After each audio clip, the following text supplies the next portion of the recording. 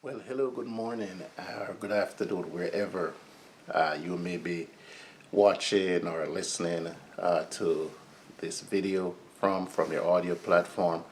Welcome to the Rudeboy Sound. Welcome to Spurs Sound Off. And this day, the question of the day is whether or not Spurs have backed the manager. We could frame that question in many different ways. Have the manager been backed? Why do you say that? How do you prove that? What it is that represents a manager being backed.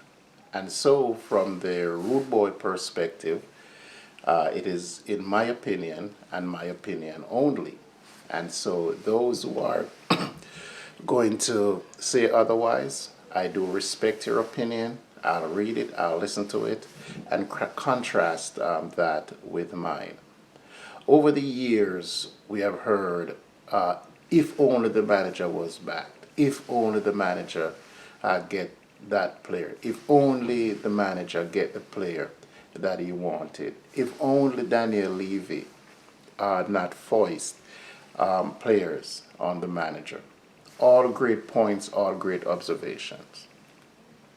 But it has to come a point when the results on the pitch should not be equated to whether or not the manager is being backed when you look at both questions in context. And so, if we are to separate the on-field performance, because we have a tendency to only refer to failure as not being backed of the manager. If the manager fails, then he's not being backed. Not that he's not good enough for the task. Or if there is success, then all along, leave it back to him. But there are still some who will say, hey, all of that is token. Or if they call for something and it's happening, there's like, okay, well, we'll go back to shit anyway. This is just a farce. And so there's always an argument to be made. However, when you look at the last 4 to 5 managers, and for those who are plastering all over Facebook, and I don't use X and WhatsApp and YouTube with Nuno's picture and whether or not we did Nuno dirty. And I'm going to make a point when it comes to Nuno. You could have seen the contrast in Nuno's football as though he was trying to pick his way around with that 50-50 split. One day he looks like he's a world beater, and the other time he looks like he is as clueless as Ange can be.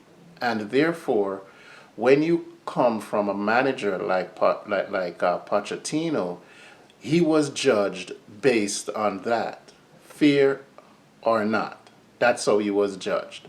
And so, for those who are going to go through the revisionist history, I have a word for you. Cut that shit out, or two.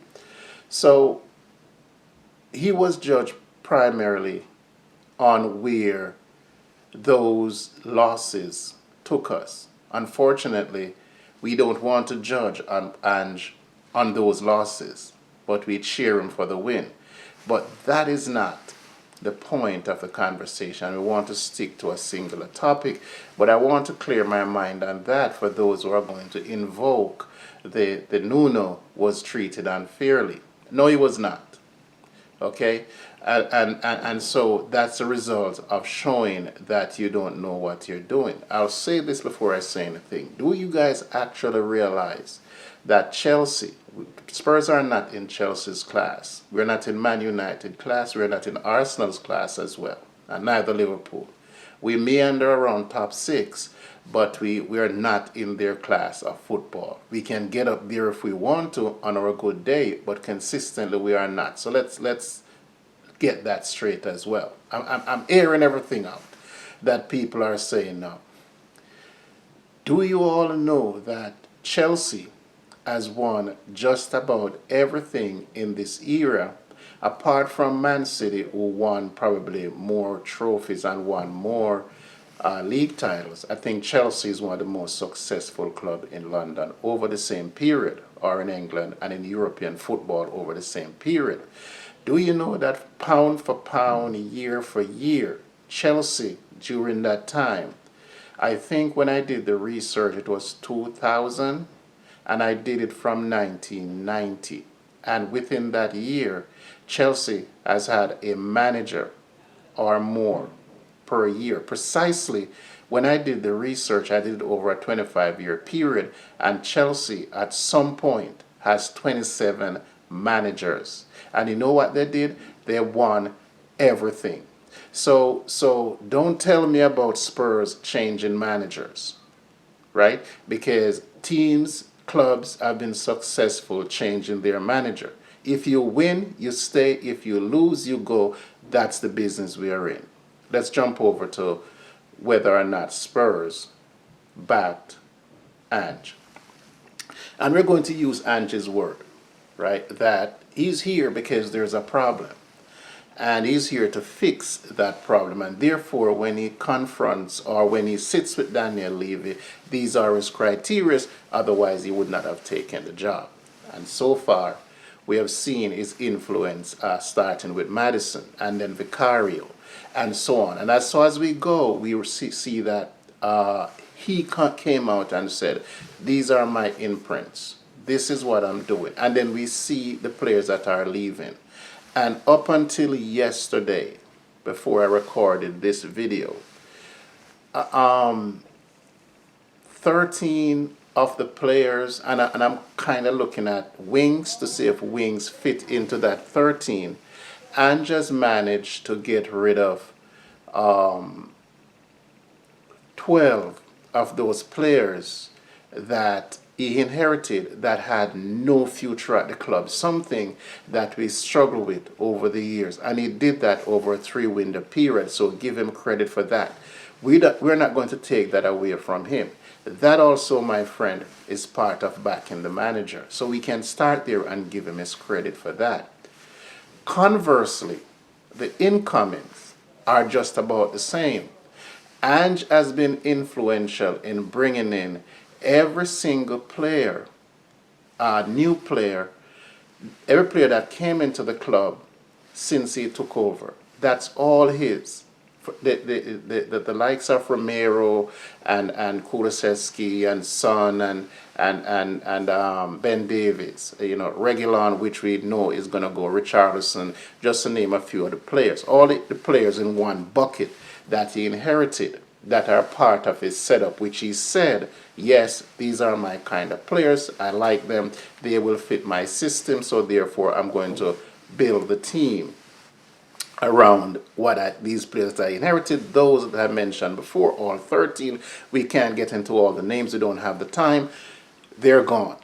And that's a good thing. Now, the money, right? The money that was spent, right, in getting these players in, I don't want to put too much on it. What I want to focus on is the fact that Ange is involved in all the players. So whether Gray is worth $32 million, whether or not Solanke is worth $65 million, it's all moot, right? When we call for backing the manager, right, I don't think backing the manager should be synonymous with the amount of money that is spent to get the player that the manager wants in. And this is where I will say this, that if you listen to the manager, listen to what he wants, listen to what he's trying to get done, I think he's the one who initiated the youth movement. And therefore, if he initiated the youth movement, then it's up on the chairman to see his vision and give him what he's asking for. All of us want senior players. All of us want to see 3 to 4 senior players came in after getting 13 players out the door. And we saw none. If you call Solanke a senior player, kudos to you. He's the only one that came in as a senior player, right, for this year. And so when you go for the likes of Bergvals and Grays and promote Mikey Moore and Longshire and who else did we get? So there's somebody I'm missing somebody, but that's a problem you do when you get into names. You kind of veer off into the ditch. But the point of the matter, the point of the whole thing is that he went with youth. Even if you count Van der Ven in there, Van der Ven is only 22. Jagusin is only 22. So you look at it and put on top of the youth that he has already, combine that with Romero and Davis and Son and Kulusevski and Udogi, who had a year already. Ange, in his own admission, is that this is what he wants. So now, if everything that he asks for and how he wants to build the team is right there in front, then that would tells me, or that has told me, right, that he was being backed. Now, are we talking about results, or are we talking about dollar value or on the pitch? I don't know. But if you look at everything that's going on, a lot of us are going back to the results that are happening, and now we're saying, oh, he was not being backed because this and because of that. So which way do you want it to be? Do you want it to be that the manager asks for what he need, whether it costs 5 million or 20 million? Or do you want to go to the results are not what we want to see, so therefore he was not being backed? So with all of that being said, if you ask me, I would say emphatically that yes, he was backed. Period. There is no way to put it, there's no other way to put it but to say that the manager was backed for the time that he has been there. And even if you go to the dollar value of what those players cost, going in and going out and coming in, we didn't get much apart from Harry Kane, because he himself said that if he wanted to go into a different direction, he would have fought for Harry Kane to be here. If he was doing a rebuild, then what he would have done, he would have gone out there and he would have gotten players, senior players, to fill out around Harry Kane and try to convince Harry Kane to give him a shot, right? He did not do that. He did not come in fighting for the best player in the club. He left. I agree that he should have gone, but when the manager decided that this is a direction that he wants to go, he thinks that if he move Kane, he can change the culture and the reliance on Kane to what he wants. And he chose that. So don't take that away from him. Don't debit that to Levy. Don't throw that on Levy. The manager is being listened to. He's being listened to what he wants and how he wants to progress through whatever it is. Don't conflate what is happening on the pitch with backing the manager. That's a total different story. And if we can keep our conversation straight to one topic, then we'll get more results and we'll see more in depth that look, really and truly, when you eventually look at the dollar value to bring these players in, it's a lot of money that was spent on players. But we're not talking about the dollar value. We're talking about whether or not the individual coming from Ange, recommended by Ange, is what Ange wanted for his system. And then that's the very first step to take, whether or not the manager is going to be back, that he's being listened to. And if he's being listened to and the players that come and fail, then it's on his dime. It's on his watch. Right? So we can't give the manager credit for the results of winning and then everything goes to shit. It's Levy's fault. We need to cut that out. We can't continue to do that and think that we're being objective. I understand the frustration of the years of not winning. But if you want to be specific to a specific problem, the problem that is arising now is that because we're not doing so well, then everything goes back to Daniel Levy not doing whatever he's supposed to. When he's being asked to do what the manager wanted, what all managers wanted, is to be listened to be given the players that they're asking for. And now it's their time to go out and do what they need to do. And then we turn around and said, oh, this is Levy's fault. Levy's not the one setting up the system. Levy's not the one watching teams counterattack us week after week after week, and the manager has no solution. When are we going to lay the blame where it's supposed to be? And then I digress again, because that's not what we're talking about. We're talking about whether or not the manager acts of the players, regardless of what their values are, And he got the players because he wants young, fast, high octane. This is his system. Kids that he can talk to and mold them into what he wants them to be. We can't look past that. The culture. We can't look past all of that stuff. What he wants to build. He wants to look at a player over there and the player's gonna revere him. Managers want that. I wanted that as a coach. When I look at the players that I have, that when a player walk in, I see that he's ready. Revere in a sense, not fear, because we're all grown men, is that you revere that when you walk in, you're going to get something from this manager today. There's something that you're going to learn, and you're going to run through a brick wall for him. That's what the manager is trying to cultivate. That's the culture that he wants to cultivate. And you cannot cultivate a culture with people who are pulling in different direction.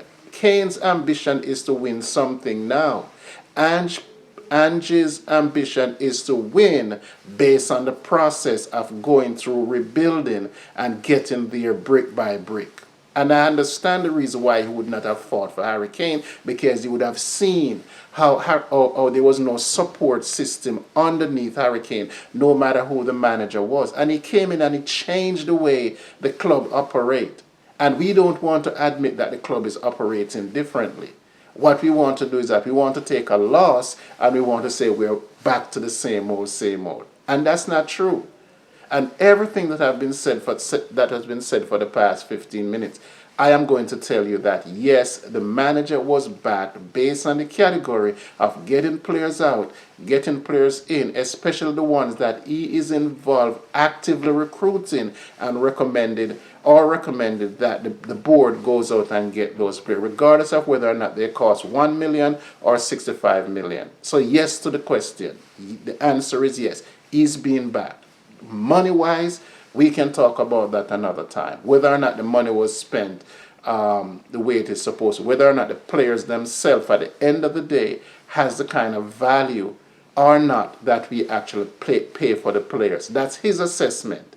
And so I can't sit here and slug off on Daniel Levy when he doesn't deserve it. Because if you ask to be listened to, if you ask to be directed to what needs to get done from football minds, and we're going to take it that Ange Postecoglou is a football mind, and Levy turn around and say, yes, sir, if this is what you want, I'm going to go out and get it. Now you go out and do your job. And when you're not doing your job, we're going to turn around and say, oh, look it there. It is all on Levy. 26 years, 15 years, the last time we did this. Oh, Pochettino, oh, Conte, oh, Jose. It's rubbish. We have to be able to be singular in what we're saying and look at what the problem is. The problem on the pitch right now is all in Ange Postecoglou's hands to fix. And yes, he is and was and still being backed by the club. It's time for him to step up as a manager and start managing. Peace. I'm out of here. See you guys next time.